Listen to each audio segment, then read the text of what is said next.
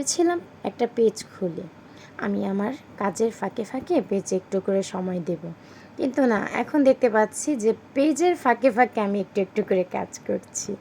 আমার সারাদিনের এত ব্যস্ততা, এত কিছুর মাঝে আমি পেজ নিয়ে এতটাই ব্যস্ত হয়ে পড়ি। আসলে পেজে থাকতে এতটাই ভালো লাগে, নিজের ক্রিয়েট করা পেজ বা নিজের কন্টেন্টগুলো মাঝে মধ্যে দেখতেও ভালো লাগে। আর সব আপুরা দেখে দেন, আমাকে যেরকমের উৎসাহ দেয়, খুবই ভালো লাগে। অনেক আপুরা আমাকে নক দিয়ে থাকেন কথা বলার জন্য বা কিছু জিজ্ঞেস করার জন্য। আপুদেরকে আমি রিপ্লাই দিতে পারি না।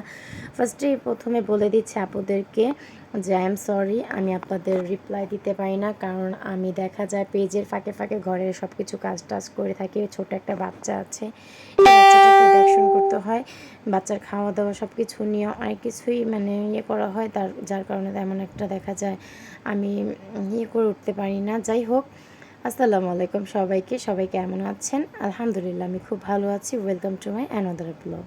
তারপর এটা ছিল ঈদের দ্বিতীয় দিনের ব্লগ। আমি ঈদের দ্বিতীয় দিন একটা বিকেলবেলা পুডিং বানালাম।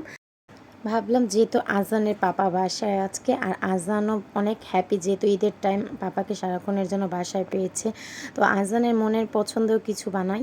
তো যাক, আজান আর ওর পাপার কিন্তু অনেক কিছুই সেম পছন্দ।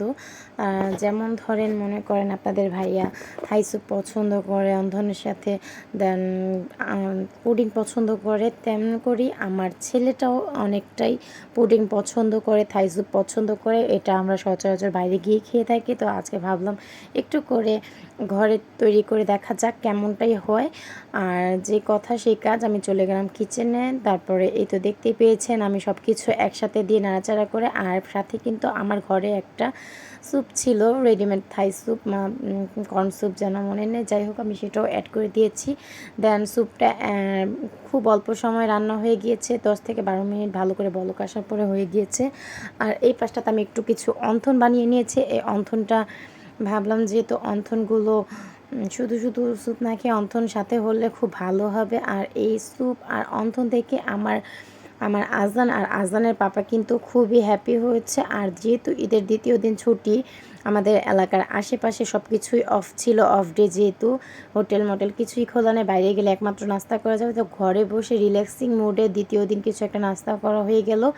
দেন আমরা কালকে রিল্যাক্স হয়ে তৃতীয় দিনে কোথাও ঘুরতে বের হব, একটা প্ল্যানিং করা হয়েছিল। দেন তৃতীয় দিন সকালবেলা উঠে ঘুম থেকে সকাল সকাল ভাবছিলাম লেট হয়ে গিয়েছে, ঘুম থেকে উঠে কি রান্না করা যায়।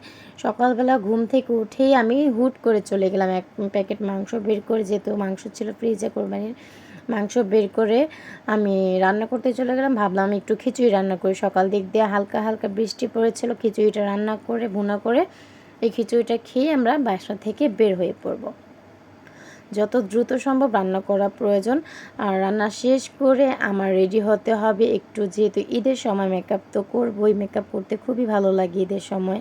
এই সময়টা এত সুন্দর একটা সময়, আর বাইরে ঘুরতেও খুব ভালো লাগে ফ্যামিলির সাথে। যাই হোক, যেমন কথা তেমন রান্না বান্না শেষ করে আমি খুব দ্রুত চলে যাব গোসল করতে। গোসল করে ঘর বাড়ি পরিষ্কার করে গোসল করে দেন আমি রেডি হতে বসবো, বাবুকেও রেডি করতে হবে।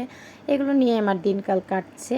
আর ওই যে বলেছিলাম না যে কেন পেজের ফাঁকে ফাঁকে আমাকে পেজের ফাঁকে ফাঁকে কাজ করতে হয়, কারণ কি আসলে এমন একটা অভ্যাস হয়ে গেছে, দেখা যায় পেজের ভিতরে একবার বসলে পেজ থেকে বের হতে ইচ্ছে করে না, বারবার পেজে আপলোড দেয়। তারপরে আমার একটা ইউটিউব চ্যানেল আছে, ব্লগ বাই ঝুমুর গিয়া। আপনারা সবাই যদি আমার পেজের ভিডিওগুলো দেখে থাকেন আর ভিডিওগুলো ভালো লেগে থাকে, তাহলে অবশ্যই আমার ইউটিউব চ্যানেলটি সাবস্ক্রাইব করতে ভুলবেন না। আর আমি ইউটিউব চ্যানেলের যে লিঙ্ক আছে সেটা আমি আমার ভিডিও ডিসক্রিপশানে দিয়ে দেব। আপনাদের যাদের ভালো লাগবে অবশ্যই একবার হলেও ঘুরে আসবেন আমার ইউটিউব চ্যানেলটি, আর পাশে থাকবেন, আমার সাথে থাকবেন, যাতে আমি খুব দ্রুত আগাতে পারি, অনেক আগে যেতে পারি। কিছু একটা করার ইচ্ছে আছে। সবাই সবাইকে সাপোর্ট করলে অবশ্যই আমরা কোথাও না কোথাও সাকসেস হব কোনোভাবে। যাই হোক, আর আজকে বেশি কথা বাড়ালাম না, আজকের জন্য এই পর্যন্তই।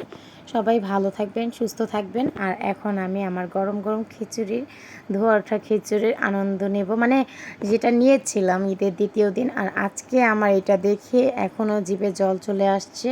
যাই হোক, এখন খাওয়ার জন্য তো আবার রান্না করতে হবে, যেহেতু এখন আর রান্না করা পসিবল না। যখন সময় পাবো তখন আবার রান্না করব, আপনাদের সাথে শেয়ার করব। আজকের জন্য এই পর্যন্তই। চ্যানেলটি সাবস্ক্রাইব করতে ভুলবেন না। আল্লাহ হাফিজ।